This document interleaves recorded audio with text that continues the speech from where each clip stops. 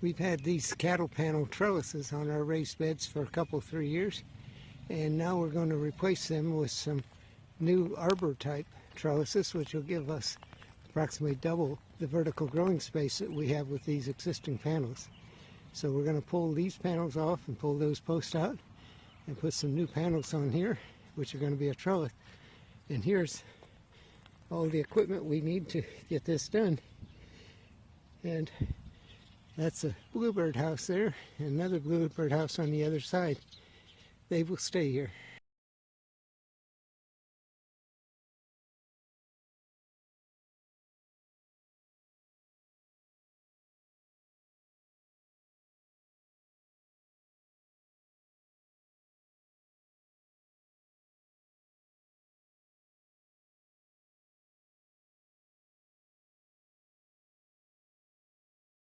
Well, the new arbor trellis is finished on the raised bed gardens.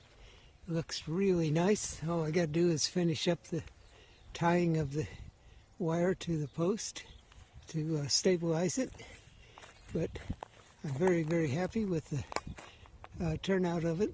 And I was surprised it took only just about an hour to put it all together, to put the post in and put the cattle panels on it. There's three 16-foot cattle panels there, and they make an arch that is 6.5 feet high.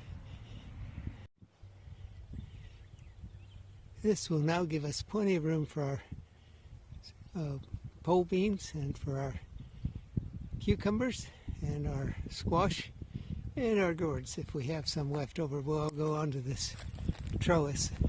The two beds each will climb up over the trellis, and I would imagine it'll end up going up over the top of it to some extent.